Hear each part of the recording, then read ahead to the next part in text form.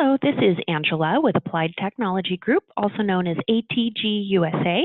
I'm on the technical support team, and today I'd like to show you how to download any of the last 4 versions of Autodesk software without logging in. Before the download, you want to make sure to prepare your system for download and installation by clearing out your Windows temp folder, turning off your user account control, turn off any and all internet security programs, including antivirus and firewall. You also want to exit all Autodesk software and check to make sure your Windows is up to date. If you want more detailed information about how to do this, check out my other video about how to prepare your system for an Autodesk download and installation. So once all that's done, we can proceed with the download. So to get started with that, we're going to go to ava.autodesk.com. That stands for the Autodesk Virtual Agent. And it's very useful for downloads, but other stuff as well, such as manual activation codes, product keys, and so forth. You can see the list of what can be done on here. But when you get to the page, you're just going to start by typing the word download in the box at the bottom, and then hit enter. And then when it asks which product and release you're looking for, go ahead and type that in. In this case, I'm going to put Revit 2019 as an example. And then when it asks which of the following best describes your situation, I just pick I'm a paying customer. The step doesn't matter that much.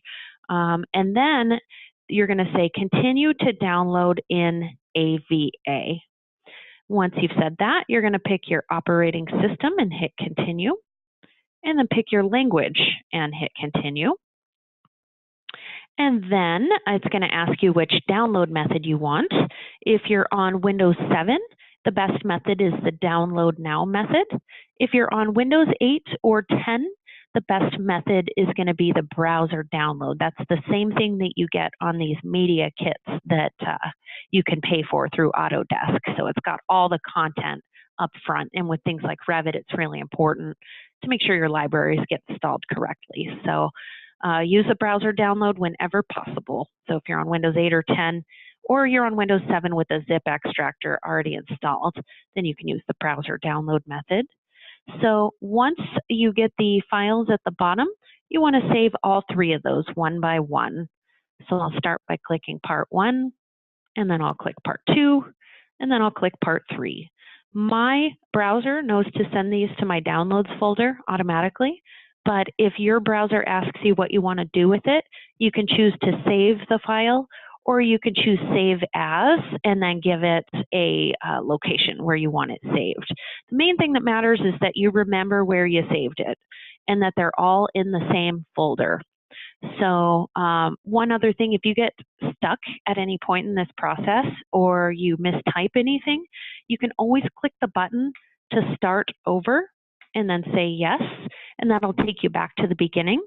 And I want to show you real quick an alternative workflow if you don't want to type all the stuff. So once you get to the page or click Start Over, you can click the Download Autodesk Products button. And then when it asks which product and release you're looking for, you can click Browse to see an alphabetical list of products. And then you're just going to pick the letters that pertain to the software you want to download. So in this case, I'm going to do M through R for Revit. And then I'm going to pick Revit from the list. Then it's going to ask what version, and so then I'll say 2019. And then all the steps from here are the same as before. I just wanted to show you how you can start over and the alternative workflow. But once the download is done, you're just going to go to the folder where it's installed and double-click on part 1 of the series. And you can tell what part it is based on the 001 of 003. It's in the file name. So just double click part 1 and then follow the prompts on the screen to complete your installation.